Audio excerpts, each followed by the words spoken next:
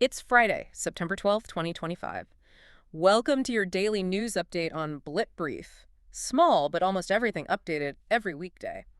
Kicking off our deep dive into the markets today, we saw some, well, pretty reserved movements yesterday. Felt like a lot of caution out there. Definitely. Both the Sensex and the Nifty, they closed with really muted gains. The BSE Sensex edged up just plus 0.2%. Barely a nudge. Exactly. Yeah. And the Nifty 50 saw an increase of only plus 0.1%. This quietness, it really reflects a wait-and-see approach, doesn't it? It really does. Investors seem to be holding back. They're waiting for fresh triggers, with these mixed global cues and the persistent concerns about corporate earnings possibly slowing down. Yeah, everyone just seems poised, waiting for some clearer signal. And that caution, it definitely spilled over into the currency market. The rupee took quite a tumble. It did, unfortunately. It slipped to a fresh record low against the dollar.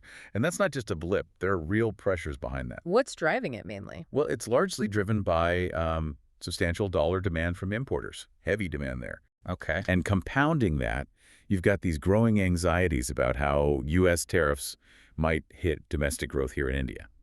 That combination, it's a real headwind for the rupee. Right, suggesting potential inflation down the line too, perhaps. It could, especially for imported goods, yes.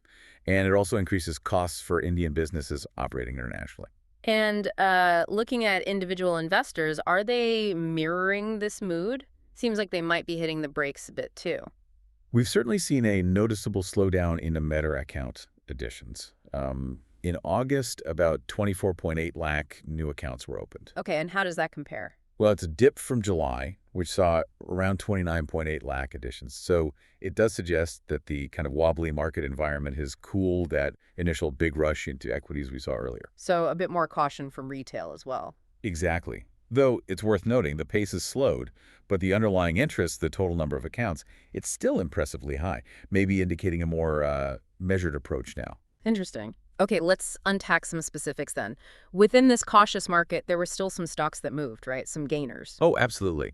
On the gainer side, Shriram Finance and Adani Enterprises both climbed by a solid plus 2.5%. Decent moves there. Yeah, showing some strong individual momentum. NTPC was also up plus 1.7%, and Axis Bank gained plus 1.6%. But not everything was green. No, definitely not. Infosys, for example, slid by negative 1.5%. And Bajaj Auto was down, biting 1.4%. It's interesting, too, to look at sectors. Oil and gas, for instance, had a good day. The BSE Oil and Gas Index was up plus 1.2%. Often reflects those global commodity shifts or maybe policy whispers. Precisely. And the dip in a bellwether like Infosys, that often connects to global tech sentiment, or maybe those earnings concerns we mentioned earlier finding a footing. Right. These individual moves often tell a bigger story. They're like micro-reflections of those macro themes, yeah. Okay, let's shift gears then from the market floor to the corporate boardrooms. One of India's tech giants made a really big splash yesterday. That's right, Infosys. India's second largest IT firm. They approved their largest ever share buyback.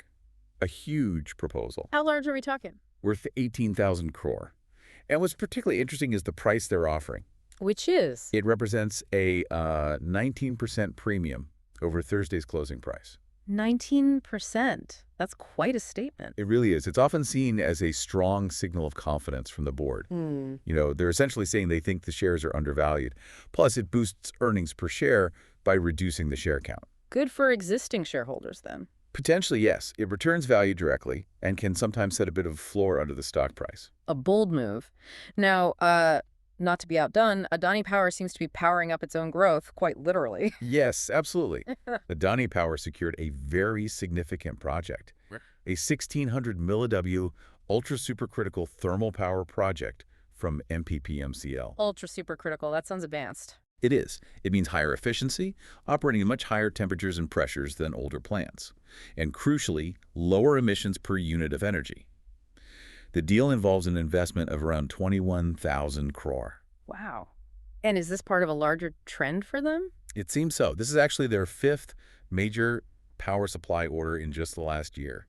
It brings their total new capacity they've signed up for to an impressive 7,200 milliwatt. That really underscores the scale of India's energy needs, doesn't it? It absolutely does. It highlights that growing demand and the need for more efficient infrastructure, even as we navigate the energy transition. Right, balancing demand and efficiency.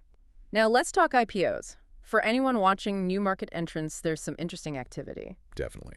The Urban Company IPO, for example, is showing really strong investor interest. How strong? It received 9 times subscription by just day 2. 9 times. That's a significant appetite. It really is. And its gray market premium, which is often seen as an early indicator of listing performance, is standing at about 36%. Suggests optimism there. Any others on the horizon? Well, keeping the IPO momentum going, Tata Capital is reportedly considering an initial public offering, maybe in early October. Another big name. Potential size. Could raise up to 17,000 crore, based on reports. This would actually be the first IPO from the Tata conglomerate in 2 years. And what's the trigger for this one? Seems to be primarily driven by that RBI directive for large non-banking financial companies, the NBFCs, to list publicly.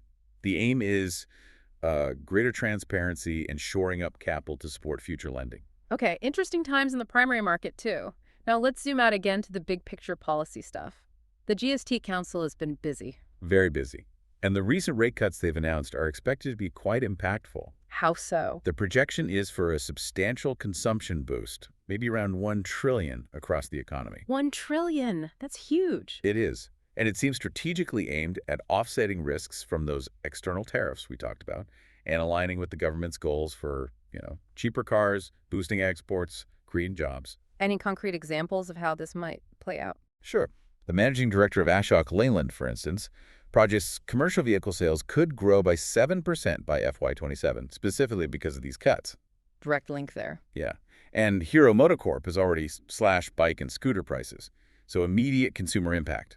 Plus, there's good news for green energy. GST on electrolyzers cut to just 5%. Making green hydrogen potentially more viable. Exactly. And even in traditional power, the coal ministry expects these GST reforms could reduce average power generation cost by maybe 17-18 pays per unit. Which ideally should reach the consumer eventually. That's the hope. Significant savings potential there. Okay, so lots of positive momentum anticipated from these cuts. But it's rarely straightforward, is it? Are any sectors feeling less enthusiastic? Indeed. It's always a balancing act. While the overall outlook seems positive, some industries are definitely raising concerns. Like who? Notebook manufacturers, for one. They're actually urging the GST Council to shift their products from a nil rate to a 5% bracket. That sounds counterintuitive. Why would they want more tax? It's about input tax credit. At nil GST, they can't claim credit for the taxes they pay on their inputs, which actually makes their final product more expensive. They argue this could lead to price hikes that hit students hard. Ah, I see. The complexity of the tax system. Any others? General insurers are another group. They're pushing for GST relief on health insurance commissions. Which are currently taxed at 18%. They argue this unnecessarily inflates the cost of essential health coverage for everyone. So yes, balancing broad stimulus with specific industry pain points is tricky. Definitely highlights those unintended consequences. Okay, just quickly touching on global trade relations crucial for India. Any positive signs? Well, Commerce Minister Piyush Goyal mentioned that India and the U.S. are, quote, satisfied with the progress on trade talks. Sounds encouraging, if a bit diplomatic. Yes, and the U.S. ambassador-designate Sergio Gore added they're not that far apart on an agreement. So maybe some genuine movement toward resolving those long-standing issues. Which could unlock quite a bit of potential. Absolutely. And Fitch Ratings seems somewhat optimistic, too. They've nudged up India's FY26 GDP growth outlooks slightly to 6.9%. But with caveats. Yes, they do flag those U.S. trade risks as something to watch closely. Another positive note, India secured wider access to the EU seafood market, 102 new approvals. That's a tangible win for exporters. Good news for that sector. Okay, let's broaden the lens now to the global economic scene. Inflation remains a key theme, especially in the U.S. What's the latest? The August CPI data from the U.S. just came out. It showed an increase of 2.9%. Still elevated then. What drove it? Mainly jumps in gas prices, groceries, and also airfares. So things consumers feel directly. And this puts the Federal Reserve in a tricky spot, doesn't it? They're expected to consider rate cuts soon. Exactly. It's a challenging position. They're preparing for potential cuts maybe next week. But these persistent price pressures make that decision much harder. How do you support growth without reigniting inflation? That's the core dilemma. A tightrope walk. Meanwhile, across the Pacific, China's stock market seems to be telling a very different story recently. Quite different. Chinese stocks saw a significant surge, actually their largest jump since March. Wow. What fueled that rally? It was primarily driven by strong gains in tech companies. Yeah. These are benefiting from China's big push for homegrown tech self-sufficiency. Strategic national priorities playing out in the market. Precisely. That, combined with strong retail investor sentiment and real optimism around AI-related sectors, think big investments like Alibaba's in AI infrastructure created powerful momentum. Interesting contrast to the U.S. inflation worries. And how about Europe? How are they faring amidst all this? Well, the European Central Bank just left interest rates unchanged yesterday. And what's quite fascinating is that despite those ongoing concerns about trade disruptions, maybe from tariffs. Yeah, the Trump tariff talk hasn't gone away. Right. But the EU economy seems to be weathering it better than perhaps expected. Inflation there is largely back under control. Suggests a degree of resilience. It does. Perhaps a stronger foundation for growth in the Eurozone than some might have predicted despite the headwinds. Okay, connecting global events closer to home, the recent turmoil in Nepal. That's had immediate knock-on effects, hasn't it? Yes, quite directly. The escalating civil unrest, those violent Gen Z protests, leading to Prime Minister KP Sharma Oli's resignation, it's had an immediate impact on Indian businesses operating there. How so? Major Indian FMCG companies like Britannia and Bikaji have actually suspended their operations in Nepal for now. That obviously hits bilateral trade. It certainly threatens it, but more broadly, it just highlights how fragile supply chains and investments can be when faced with political instability, a real risk factor. A reminder of geopolitical risk. And speaking of dependencies and risks, China's control over critical resources like rare earths remains a concern. A persistent one, yes. Hmm.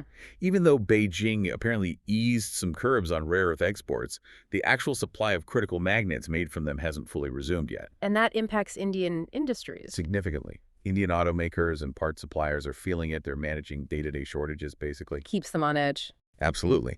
And it really underscores the vulnerability of key industries to China's dominance in this specific sector. It signals a clear need for, well, diversification and developing more domestic capacity for these critical components. Building resilience there is key. Okay, before we move to our final segment, any other major global events from the last 24 hours we should touch on? Just a couple of significant developments in the U.S. Tragically, conservative activist Charlie Kirk was fatally shot yesterday while speaking at a university in Utah. Oh, that's terrible news. Yes, a manhunt for the sniper is underway. The state governor has described it as a political assassination, a very disturbing event. Indeed.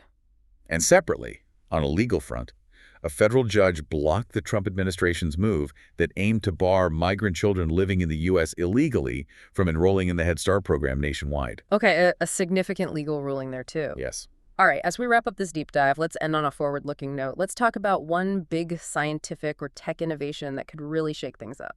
Well, something truly fascinating is coming out of the University of Florida. Researchers there have developed a new kind of chip, one powered by light. Light-powered chip instead of electricity. Exactly. And this innovation holds the potential to make artificial intelligence, AI, potentially 100 times more efficient than current systems. 100 times. That's a staggering number. What does that actually mean in practice for you and me? Well, simply put, using light instead of electricity for AI computations drastically cuts down the energy needed. And powerful AI systems, as you know, are notoriously power-hungry. They have a huge energy footprint, especially in data centers. Right, we hear about that a lot. So if you connect this to the bigger picture, imagine AI tasks, maybe complex ones like real-time translation or advanced image analysis, happening directly on your phone or smart device. Without needing the cloud so much. Precisely. Without constantly relying on those energy-intensive cloud servers. This could enhance privacy, definitely increase speed, but also dramatically cut the carbon footprint of AI. Making it more sustainable. Hugely more sustainable. And potentially more accessible, too, maybe in places with less reliable power grids. It could really help democratize AI innovation globally. Feels like a genuine game changer. Pushing AI into a new era of, well, efficiency and maybe even ubiquity. That's the potential, yes. Unprecedented sustainability and reach. So what does this all mean for you, the learner? Perhaps the true deep dive for us isn't just understanding the rapid pace of technological innovation, like those light-powered AI chips, but grappling with how societies will adapt to an era where intelligence is exponentially more efficient. What does that truly mean for human work, creativity, and the very fabric of our daily lives? It's certainly something to ponder as you navigate your day. And just before you go, a quick note, this deep dive commentary was put together using advanced AI. We always strive for accuracy, but please do cross-verify any crucial information yourself. Your informed decisions are what matter most.